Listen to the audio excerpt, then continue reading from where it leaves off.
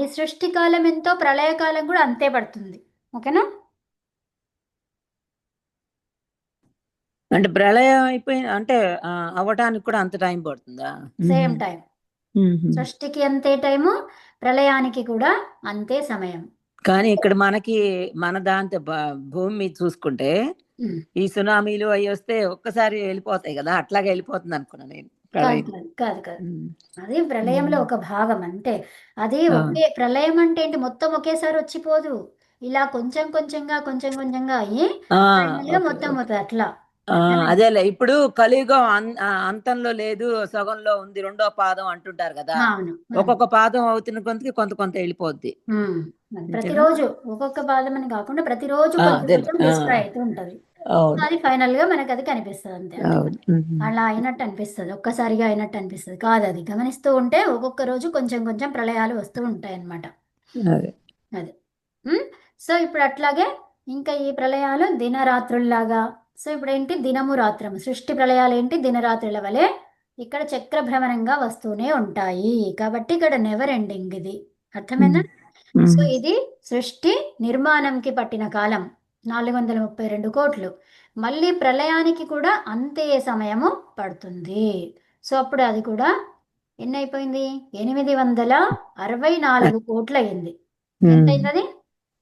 864 కోట్లు ఆ, డబల్. ఉమ్. ఆ. సో మళ్ళీ జీవరాశులు కూడా ఎంత ఉన్నాయి? 84 లక్షల జీవరాశులు. ఆ, 84 లక్షల ఉమ్. జీవరాశులు. జీవరాశులు ఉమ్. అంటే స్పీషియస్ అవి. ఓకే. ఉమ్. ఆ స్పీషియస్ అన్ని ఉన్నాయి, కానీ ఆత్మలు అనంతం. ఆత్మలకి కౌంట్ లేదు. ఉమ్. అర్థమైందా? ఆత్మలు అనంతం, ఇవి స్పీషియస్, ఇవి ఎంతే. ఇది ఉమ్. 84 లక్షల స్పీషియస్ ఉన్నాయి. ఉమ్. అర్థమైందా?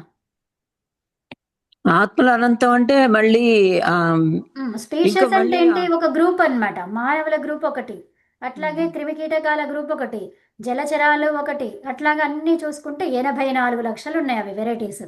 ఆ ఉమ్. మానవుల్లో ఎంతమంది ఉన్నారు, అనంతం అది. ఇదెంత ఉంది, అవును. అనంతం అనంతం. ఇదెంత యా ఉంది, యా అనంతం ఒక్కొక్క తెగకు సంబంధించింది 84 అనంతం. లక్షలు. ఓకే. అది దాంట్లో ఇంతమంది ఉన్నాం కాబట్టి కోట్ల మంది. సో అది అనంతం అవుతుంది. ఉమ్, సో అట్లా అన్నమాట. అక్కడ ఇది మానవులు ఎంత, ఎన్ని ఆత్మలు ఉన్నాయంటే అది అనంతం, అది మనం కౌంట్ చేయడానికి రాదు అది. ఓకే. ఉమ్. సో అలా అన్నమాట. ఎక్కడ భూమి మీద చూసుకుంటే ఇంతే ఉండొచ్చు, సృష్టిలోనే మనం అనేది. ఉమ్. అర్థమవుతుందా? ఉమ్. ఇదంతా కూడా సృష్టి మొత్తంలో, మన అవును. భూమి పైన అని కాదు, సృష్టి మొత్తములో ఎనభై ఉమ్. నాలుగు లక్షల జీవరాశులు ఉన్నాయి. ఓకే. ఇప్పుడు ఈ లోకాలు ఉన్నాయి కదా, అవి కూడా అన్ని ఆత్మల కిందకే వస్తాయి. అన్ని మొత్తం సృష్టి మొత్తం అంటే అదంతా వచ్చేస్తుంది కదా. అట్లా. ఓకే. ఆ, రామా చెప్పు. ఇప్పుడు ఇది ఈ ఇన్ఫర్మేషన్ వేరే బుక్ లోదా? ఇప్పుడు నువ్వు కరెక్ట్ చూపిస్తున్న. కరెక్ట్. యా. సో ఈ పీడిఎఫ్ మన దాంట్లో పంపించాను గ్రూప్ లో. ఈ పీడిఎఫ్ ఇప్పుడు నువ్వు చూపిస్తున్నదా? 2-3 పేజెస్, 2 పేజెస్ పంపించాను. అవును. యా. ఎందుకంటే ఒకటైనాక నేను మళ్ళీ పీడిఎఫ్ మొత్తం పంపిస్తా మీకు. ఓకే. ఓకే. సో అట్లాగా ఇలా ఉంటుందన్నమాట. అయితే భారతీయ ఋషులు కాలాన్ని మరి గణించాలి అంటే ఏం కావాలి, సూర్యమానం చంద్రమానం కదా. సో వాటిని బట్టి, ఈ నక్షత్రాల గమనాన్ని బట్టి ఇలా అంతా చూడడం చేయడం జరిగింది కదా. సో అందుకని మనకి ఏమైంది మరి, ఇది చదువుదాం ఒక్కసారి. ఓకే. భారతీయ ఋషులు కాలాన్ని గణించడానికి 2 ప్రాకృతిక పద్ధతుల ద్వారా ఏర్పరచుకున్నారు, పద్ధతులను ఏర్పరచుకున్నారు. అవి ఒకటి సూర్యమానము, రెండవది చాంద్రమానం, చంద్రుని గమనం, సూర్యుని యొక్క గమనాన్ని బట్టి. సూర్యమానం అంటే సూర్యుని నడకను అనుసరిస్తూ లెక్కించేది. ఓకే. చాంద్రమానం అంటే చంద్రుని నడకను గమనిస్తూ అనుసరించేది. తర్వాత ఈ 2 పద్ధతులలోనూ కాంతి వృత్తాన్ని ఆధారంగా చేసుకుంటారు. మరి కాంతి వృత్తం అంటే ఏంటి, మన భూమి చుట్టూ ఉండే నక్షత్రాల వలయం. ఓకే. సో దీనిని ఖగోళ వృత్తం అని కూడా అంటారు. అయితే గరిష్ట శాస్త్రాన్ని అనుసరించి వృత్తంలో ఎన్ని డిగ్రీలు ఉంటాయి, 360 డిగ్రీలు కదా. అదేవిధంగా నక్షత్రాలతో ఏర్పడిన కాంతి వృత్తంలో కూడా 360 డిగ్రీలే ఉంటాయి. ఓకే. అయినప్పటికీ గణన సౌలభ్యం కొరకు ఆ వృత్తాన్ని 27 భాగాలుగా చేసి వాటికి 27 నక్షత్రాల పేర్లు పెట్టిండ్రనమాట. ముఖ్యమైన నక్షత్రాలు 27. ఓకే. నక్షత్రాలు అనంతం అవునా, కానీ 27 నక్షత్రాలు చాలా ముఖ్యమైనటువంటివి. అవి మనకి కనిపిస్తుంటాయి. ఈ షేప్లో ఉంది, ఆ షేప్లో ఉంది అని అంటాం కదా. సో అవన్నమాట. ఓకే, అవి వాటిని నక్షత్రాలకు వేరు వేరు పేర్లు ఉన్నాయి. మీకు ఎవరికైనా గుర్తున్నాయా 27 నక్షత్రాల పేర్లు? ఒకసారి చూడండి నెట్లో, మీకు కనిపిస్తుంది. సో అట్లానే ఒక నక్షత్ర భాగంలో ఒకే నక్షత్రం ఉండదు. ఓకే, దాంట్లో కొన్ని గ్రూప్స్ ఉంటాయన్నమాట. ఓకే, ఎన్నైనా ఉండొచ్చు, 2, 4, 6, 8 ఈ విధంగా ఎన్నైనా ఉండొచ్చు. అయినప్పటికీ కూడా ఆ క్లస్టర్ మొత్తాన్ని ఒక్కదానిలాగానే గుర్తిస్తారనమాట. ఆ నక్షత్రాన్ని ఒక్క నక్షత్రంగానే గుర్తిస్తారు, వ్యవహరిస్తారు. ఓకే, మరి సూర్యమానం ఏంటి, ఏం చెప్తుంది చూడండి. ఇది పుబ్బ, ఉత్తర, హస్త, అవే చిత్త, విశాఖ, అనురాధ, జ్యేష్ఠ, మూల, పూర్వాషాఢ, ఉత్తరాషాఢ, శ్రవణం, ధనిష్ట, శతభిషం, పూర్వభాద్ర, ఉత్తరాభాద్ర, భగురు, ఆర్యముడు. అంటే ఒక్కొక్కళ్ళకి మళ్ళీ ఒక్కొక్కటి చెప్తున్నారులే అది. 27 చెప్పండి, 27 పేర్లు చెప్పండి. అదే 27 ఉత్తరాభాద్ర తర్వాత రేవతి, అదే లాస్ట్ 27. అంతే, రేవతిది 27, కరెక్ట్. అది. సో ఈ 27 నక్షత్రాలు ఏవైతే ఉన్నాయో అవి మూల నక్షత్రాలు, మెయిన్గా ఉండే నక్షత్రాలు. వాటిని బట్టి ఇదంతా చూస్తారనమాట. ఓకే, అయితే ఇప్పుడు సూర్యమానంలో ఏముందో చూద్దాం. ఈ పద్ధతిని అనుసరించి గణించేవారు కాంతి వృత్తంలో అంటే ఖగోళ వలయంలో ఏ నక్షత్ర భాగంలో సూర్యుడున్నాడో ఆ కాల భాగానికి ఆ నక్షత్రం పేరు పెడతారనమాట. ఉదాహరణకి అశ్విని, కార్తె, భరణి, కార్తె, కృత్తిక, కార్తె మొదలైనవి. అంటే ఏంటి, అశ్విని, కార్తె అని అట్లా పిలుస్తారనమాట. ఇప్పుడు అశ్విని నక్షత్రంలో ఉంది కాబట్టి అశ్విని, కార్తె. భరణి నక్షత్రంలో ఉంది కాబట్టి భరణి, కార్తె. కృత్తిక నక్షత్రంలో ఉంది కాబట్టి కృత్తిక, కార్తె, ఈ విధంగా పిలుస్తారనమాట. సో ఈ కాలము 10 నుంచి 15 దినాల పరిమాణంలో ఉంటుంది, అవునా. సో మనము 15 రోజులకు ఒకసారి ఏమంటాం, పక్షం అంటాం కదా.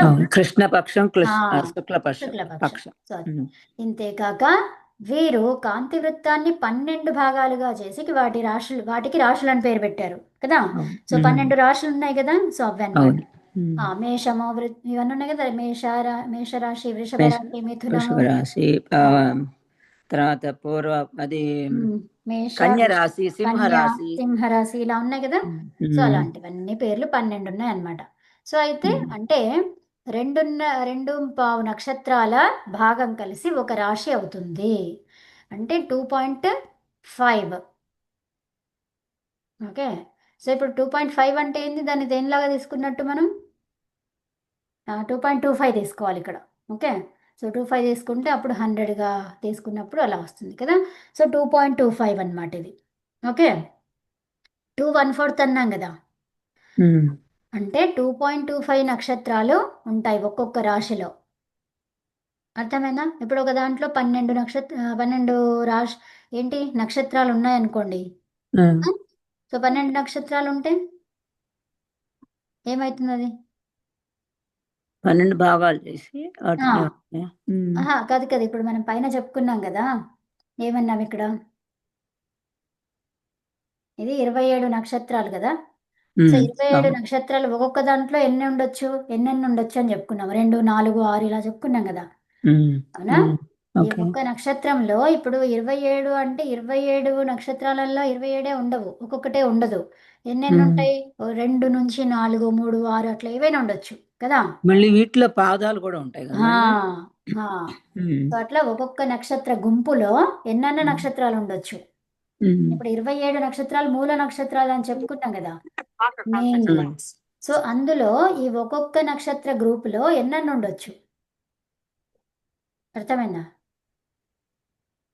సో అట్లా ఏంటి 12 కాంతి వృత్తాలుగా చేసి రాశి అని పేరు పెట్టారు. వాటికి ఈ పేర్లు ఉన్నాయి. అయితే ఈ ఒక్కొక్క నక్షత్రాల భాగం, ఆ భాగంలో 27 భాగాలు ఉన్నాయి కదా. సో 27లో ఒక్కొక్క దాంట్లో ఎన్ని ఉన్నాయంట, 2.14. ఓకే, అర్థమైందా.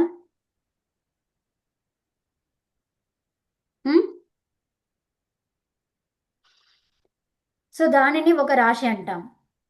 ఓకే, అయితే వీరు 12 రాశులనే 12 నెలలుగా వ్యవహరించారు. కానీ ప్రచండ సూర్యప్రకాశములో నక్షత్రాలు, కాంతి వలయాలు కనబడవు కనుక ఈ గణన అనేది సామాన్య ప్రజలకు అర్థం కాదు.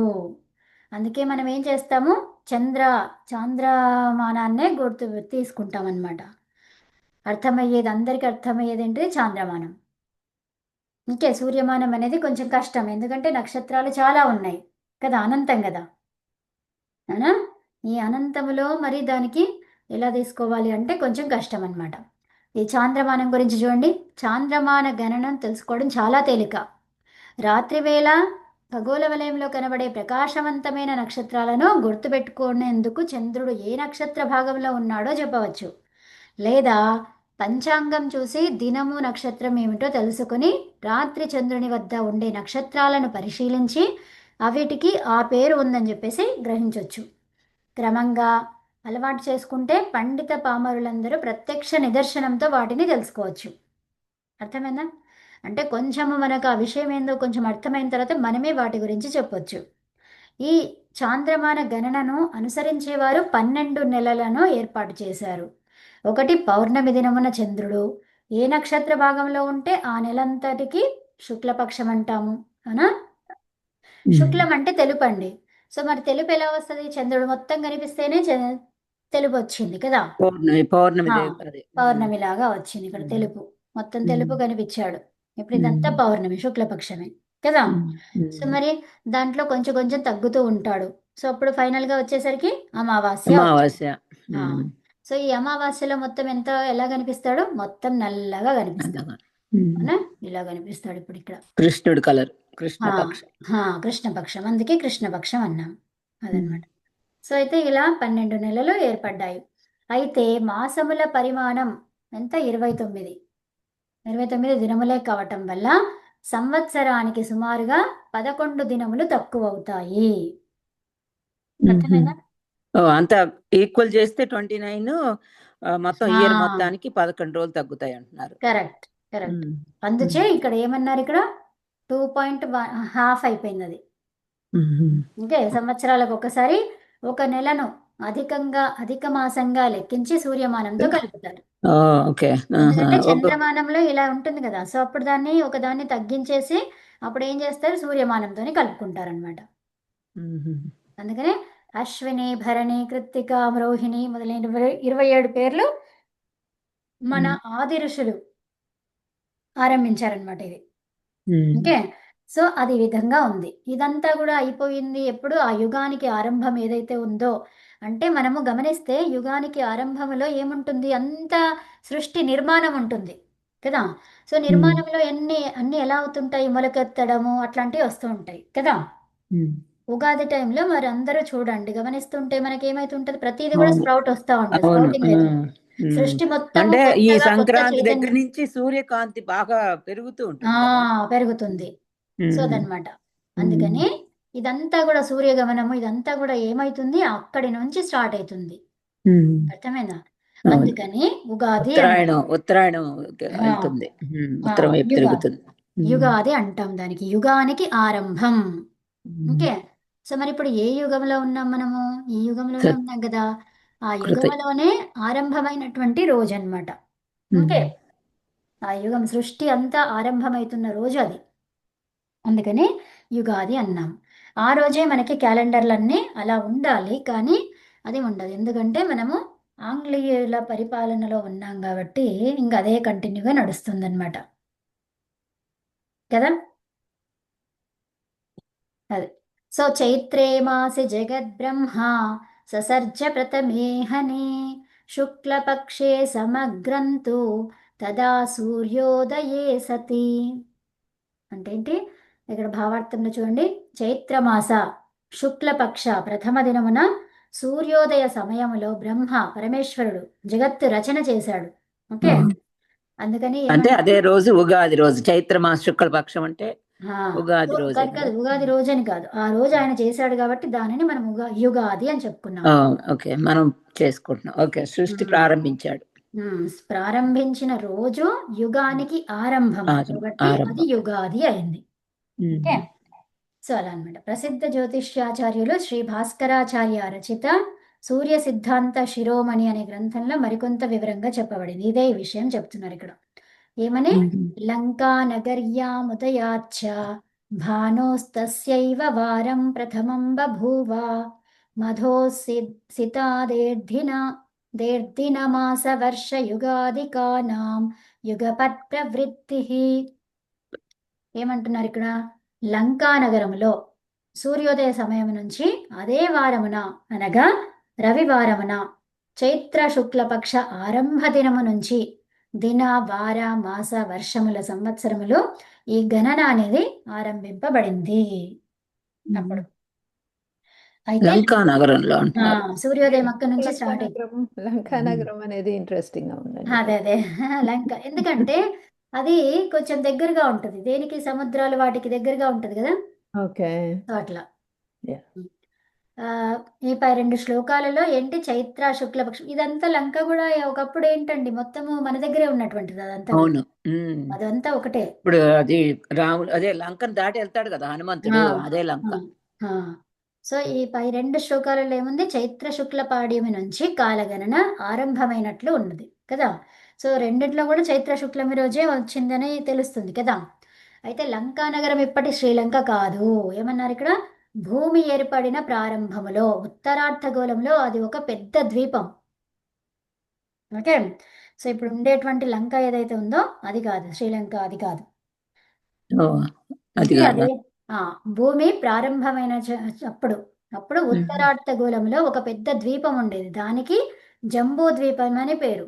ఓకే, ఓ, అందుకని ఆ జంబూ సంకల్పం చెప్తాం కదా మనం. జంబూ ద్వీపం అంటాం, ఎందుకంటే అక్కడి నుంచి మొదలైందనమాట. అంటే ఆ ప్రాంతంలో మొదలైంది, ఆ ప్రాంతానికి జంబూ ద్వీపం అని చెప్పుకున్నాం. ద్వీపం అంటే ఏంటి, ప్రకాశం, అక్కడే ప్రకాశం స్టార్ట్ అయింది. ఓకే, అక్కడే సృష్టి మొదలైంది, అందులోనిదే మన భారతదేశం. ఇప్పుడు భూమధ్య రేఖ వరకు విస్తరించి ఉండేది. ఓకే, అట్టి విస్తరించి ఉండేటువంటి భారతదేశంలో సరిగ్గా భూమధ్య రేఖ పైన గ్రీనిచ్ పట్టణము వలె లంకా నగరం ఉండేది. ఏంటి ఇప్పుడు మనకేముంది, గ్రీనిచ్ రేఖ అంటాం కదా మనం. సో ఆ రేఖ ఎలాగైతే ఉందో అప్పుడు ఆ సమయంలో లంకా నగరం అనేది ఉండేది అనమాట. అందుకని దాన్ని మిడిల్ పాయింట్ గా చూసుకొని అలా చూసుకునే వాళ్ళం. అర్థమైందా? ఆ నగరాన్ని కేంద్రంగా చేసుకొని అక్కడి నుంచి అక్షాంశాలు రేఖాంశాలు ఏర్పరచుకున్నాం, దేశాలను పట్టణాలను గుర్తించేవారు. అర్థమైందా అండి? సో ఇప్పుడు అక్షాంశ రేఖాంశ అంటే లాంగిట్యూడ్ లాటిట్యూడ్. అవే కరెక్ట్. ఓకే.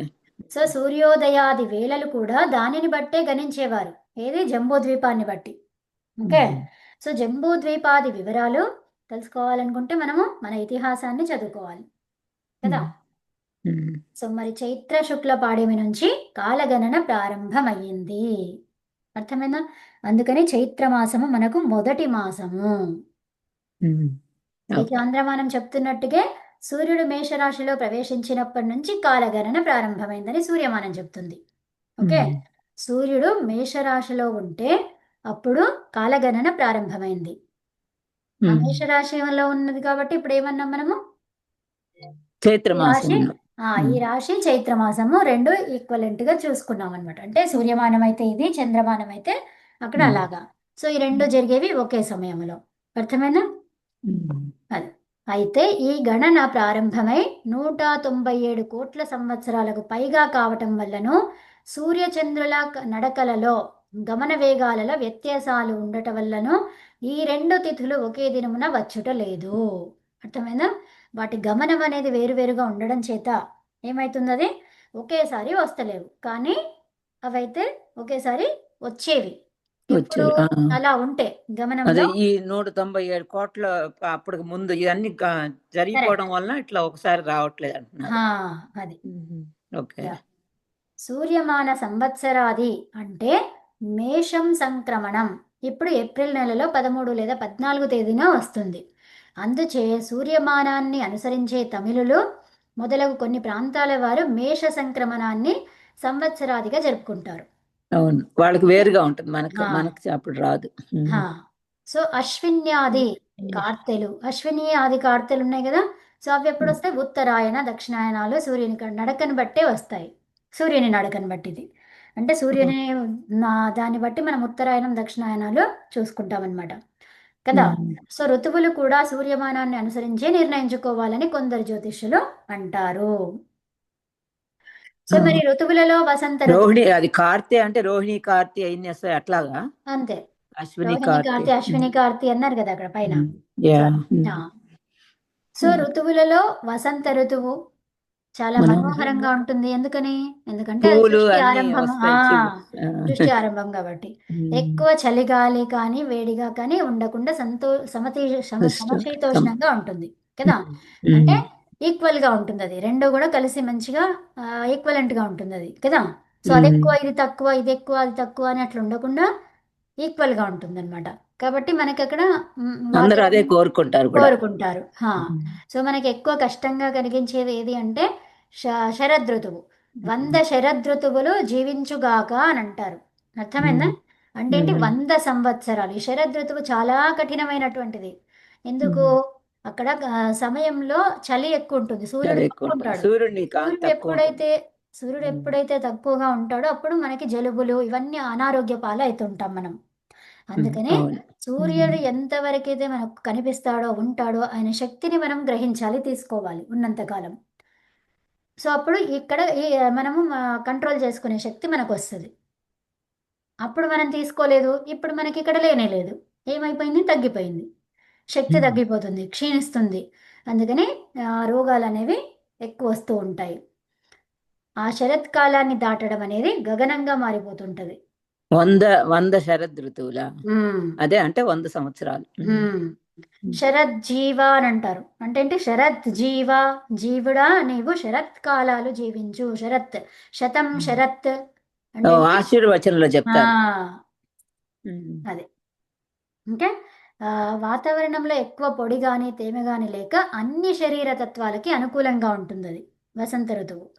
సో కాబట్టి వసంత ఋతువులో మనం ఎంత వీలైతే అంత బయటికి వెళ్ళాలి.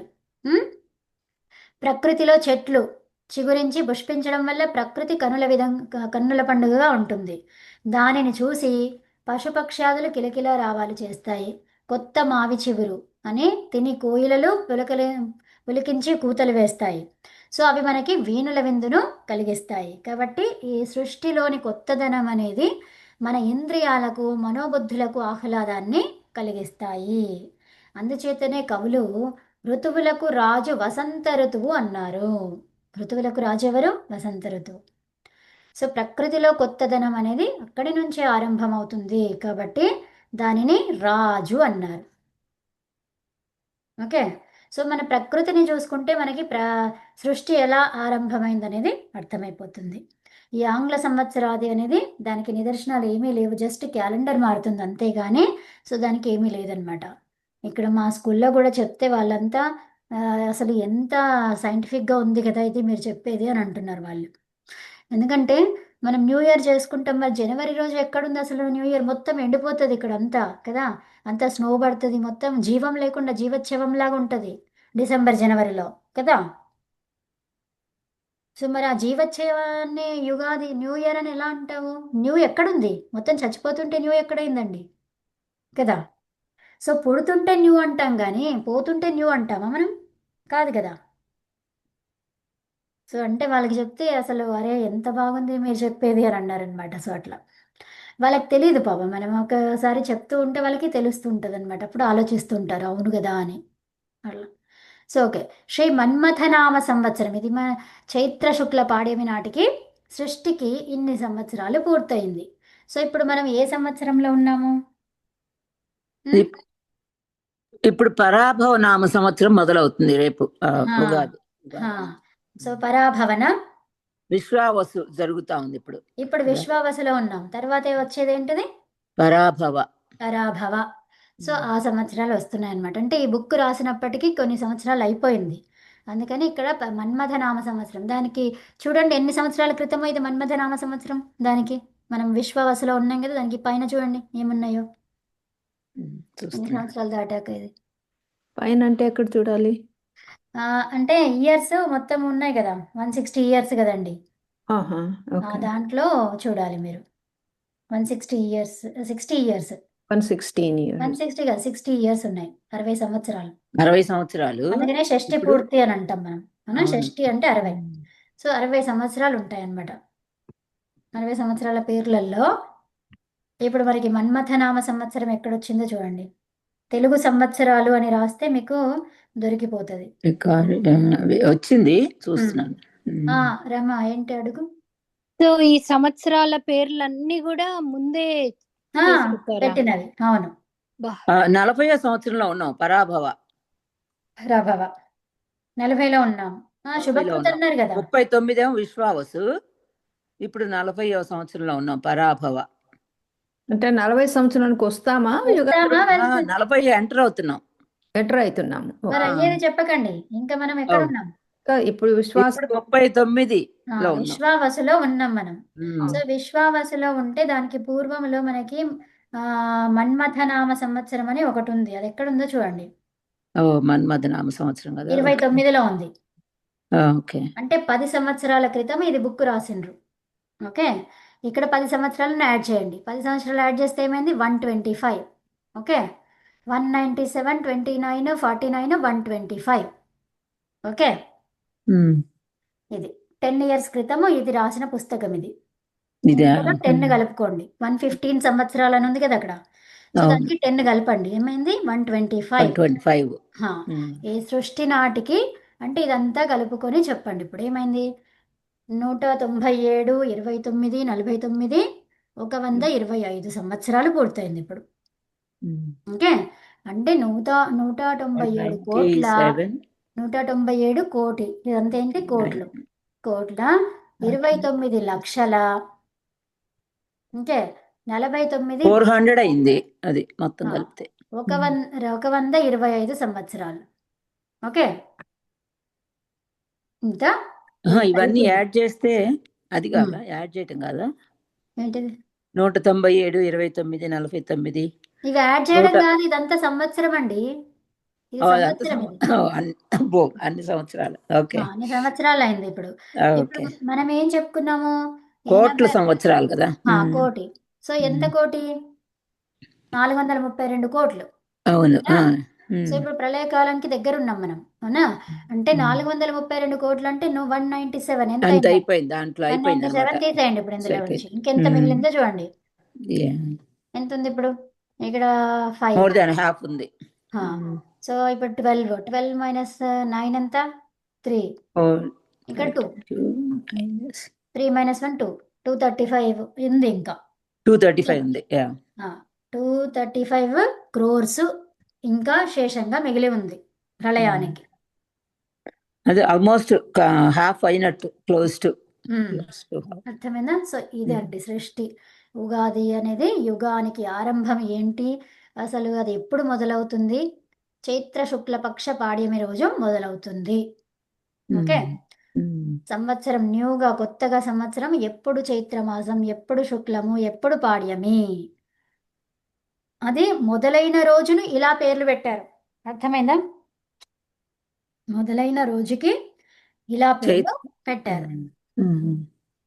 ఇప్పుడు ఇది సృష్టికి ఇన్ని సంవత్సరాలు పూర్తయినాయని చెప్పంటున్నారు కదా. ఈ మన్మథనామ సంవత్సరంతో మొదలయ్యి 197 crores అది ఆ సంవత్సరాలు పూర్తయినాయి. కరెక్ట్. ఓకే, సృష్టి మొదలయ్యి ఇన్ని సంవత్సరాలు పూర్తయింది.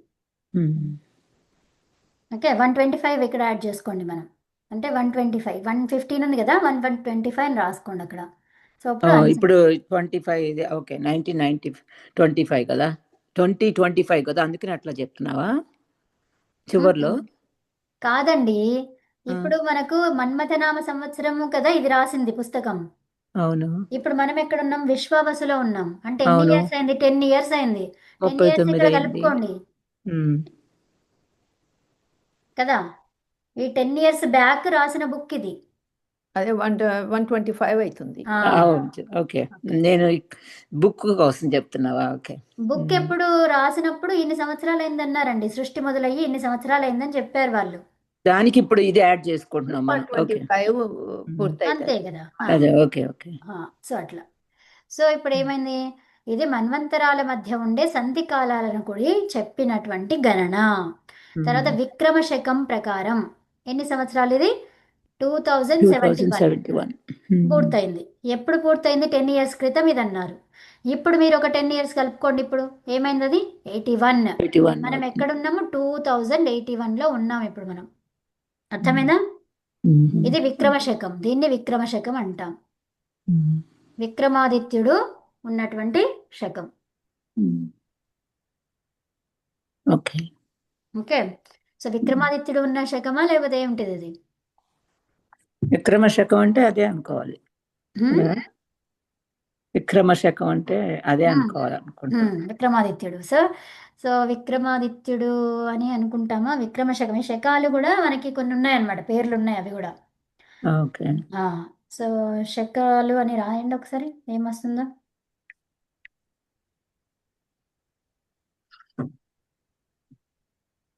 విక్రమ శకం విక్రమాదిత్యునిచే ప్రారంభించబడినది. హ్మ్. దీన్ని విక్రమ సంవత్సరం లేదా విక్రమ హ్మ్. శకం అని పిలుస్తారు. అవును, మ్మ్. అదే కానీ. అది సో తెలుగు ఇప్పుడు క్యాలెండర్, తెలుగు సంవత్సర అది విక్రమ శకం ఒకటి, శాలివాహన శకం ఒకటి, కలియుగ శకం ఒకటి, క్రీస్తు శకం ఒకటి.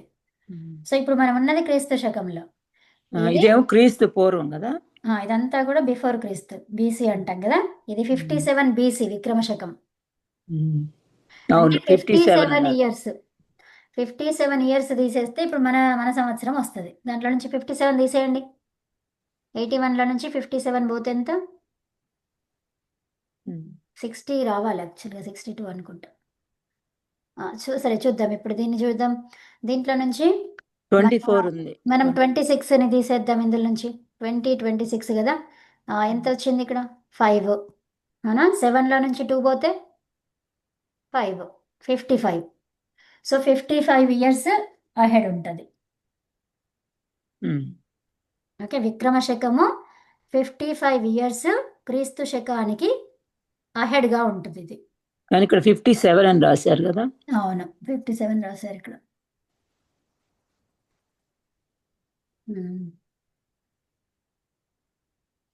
గూగుల్లో అట్లాగే ఇచ్చారు 57 అని. బిఫోర్ క్రైస్ట్ 57 సుమారుగా అని రాశారు, అది కూడా.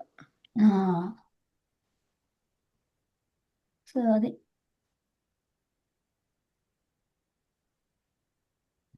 ఓకేనా. సో ఇది ముందుగా ఉంటుందన్నమాట క్రీస్తు, అదేంటి మన విక్రమ శకం అనేది. తర్వాత యుగాది కాలగణన ఆరంభించిన దినమే కాక ఆది మానవ సృష్టి యుగాది దినమునే జరిగిందని. అవునా? అంటే కాలగణన ఒకటే కాదు, ఇంకోటి ఏంటి సృష్టి ఆది, అదే చెప్తున్నాం కదా మనం ఫస్ట్ నుంచి కూడా, అదనమాట. అంటే ఏంటి, అగ్ని, వాయు, ఆదిత్య, అంగీరస ఈ ఋషుల హృదయాలలో ఈశ్వరీయ జ్ఞానాలు ప్రకాశించబడ్డవి కూడా అదే రోజు. అర్థమైందా? ఈ విషయాలు మనకి స్పష్టంగా తెలియకపోయినా మహర్షి దయానంద సరస్వతుల వారు ఇక్కడ యుగాది దినముననే, ఎప్పుడు ఆర్య సమాజాన్ని స్థాపించింది కూడా యుగాది దినమే కాబట్టి ఆర్య సమాజ స్థాపన దినం కూడా అదే, అప్పుడే అనమాట. 1875లో ఆర్య సమాజ స్థాపన జరిగింది.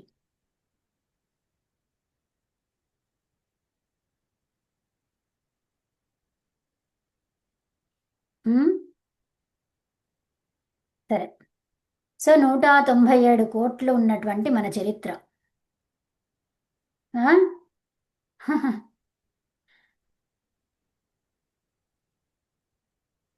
అదండి. సో ఇప్పుడు వచ్చేది మనకి ఏ సంవత్సరం వస్తుందన్నారు? అదే ఏమంటారు, పరాభవ సంవత్సరం. పరాభవం. సో పరాభవం జరిగింది అని అంటుంటాం కదా. సో పరాభవం అంటే ఏంటి, మనకు కొంచెము ఎవరో ఏదో చెప్తుంటే, ఏదో చేస్తుంటే మనం పరాభవం, ఇన్సల్ట్ చేసుకోండి. Insult, insult. అలాంటిది. Yeah. విశ్వావసు అంటే విశ్వాన్నే వసు, అదే వసు అంటే ఉనికి అన్నమాట. విశ్వానికి ఉనికి. వసువులు అంటాము, 11 12 వసువులు. అవునా? అష్టవసువులు 8 వసువులు ఉన్నాయి కదా. అంటే నివసించడానికి మనకు ఆధారమైనటువంటివి. రమ చెప్పు. ఏం లేదు, అదే ఈ నేమ్ కూడా డస్ ఇట్ సిగ్నిఫై ఎనీథింగ్ అని డౌట్ వచ్చింది. ఏది అది? ఇప్పుడు పరాభవం అంటే ఈ అవును, సంవత్సరం అట్లా ఉంటదా అని. కరెక్ట్, అవునవును, ఉండే అవకాశాలు ఉన్నాయన్నమాట. ఓకే ఓకే, అంతా అలా జరుగుతుంటుంది, ఇంకా పరాభవం జరుగుతూ ఉంటుంది అనమాట మనకి సృష్టిలో. Okay okay. సో అది అదండి. పరాభవం అంటే అదే ఆ, అది మీనింగ్ అదేనా, కరెక్టేనా? అంతే, అవును. ఓకే. మరి సృష్టికి ఇక ఏంటి మహత్తత్వము ఇవన్నీ ఏవైతే ఉన్నాయో, ప్రకృతి నుంచి మహత్తత్వము, మహత్తత్వము నుంచి అహంకారము, అహంకారము నుంచి తన్మాత్రలు, తర్వాత పంచ జ్ఞానేంద్రియాలు, పంచ కర్మేంద్రియాలు, ఇలా మనకి ఈ సృష్టి నిర్మాణం అనేది జరిగింది. ఇప్పుడు కూడా జరగబోయేది కూడా అదే ఉంటుంది ఇప్పుడు మనకు. అర్థమైందా అండి? సో అందుకని ఈ మంత్రాలు చదువుకుంటున్నాము. సరే, ఇప్పుడు ఈ మంత్రాలలో ఏం చెప్పుకున్నాం ఇక్కడ? నేను మంత్రానికి అర్థం 2 మంత్రాలకి పంపించాను చూడండి. ఏమంటున్నాం, జస్ట్ పదార్థము కాకుండా ఊరికే ఇది చూడండి. సంవత్సరోసి పరివత్సరోసి, అవునా? ఇక్కడ సీదావత్సరోసి అని అన్నాం ఇక్కడ, అవునా? సో అదేం చెప్తున్నాం ఇక్కడ అంటే, మంచి జ్ఞానం ఉన్నటువంటి మనుషులు ఎవరైతే ఉన్నారో వాళ్ళు కాలాన్ని అస్సలు వృధా చేయరనమాట. వారు మంచి నియమాలను పాటిస్తారు. మంచి నియమాలు లేకపోతే చెడు నియమాలు అని ఏమైనా ఉంటాయా? నియమాలు అంటేనే మంచివి ఉంటాయి కదా. సో దానిని అస్తవ్యస్తంగా చేసేసి 2 రకాలైనట్టుగా చెప్పుకుంటున్నాం ఇప్పుడు కదా. అవి ఉన్నాయి కాబట్టి ఇప్పుడు మంచి చెడు అని చెప్పాల్సి వస్తుంది కదా. ఫస్ట్ సృష్టికి ఆదిలో ఏముంది? అంత మంచే ఉంది.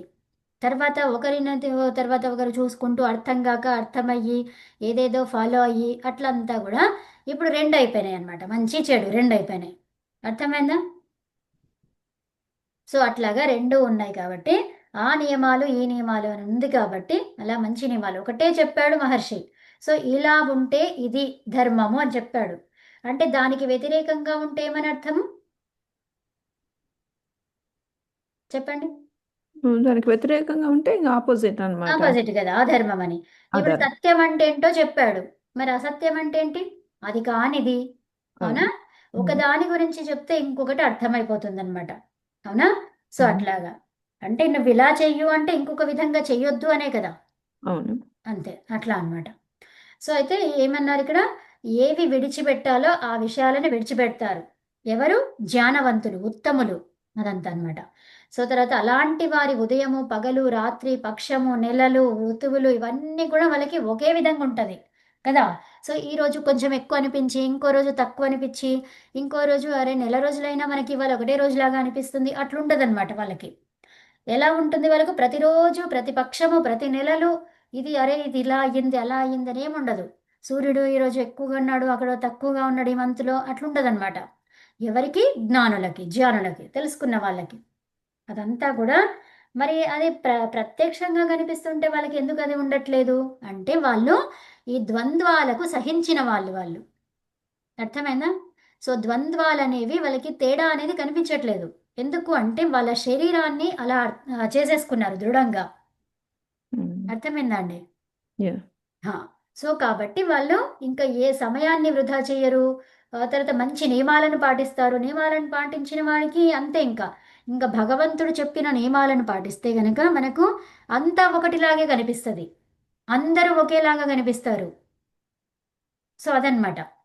మన పైన ఏమి పోయినా పులి వచ్చినా మనకి అది ఒక జస్ట్ మనమందరం ఎలా ఉన్నామో అంతే అనిపిస్తుంది. అది కూడా అంతే అన్నమాట. సో అప్పుడు వాటికి కూడా తెలుస్తుంటది ఏంటి ఇక్కడ ఈ ఉత్తమ పురుషుడు ఉన్నాడు ఇక్కడ అనేది.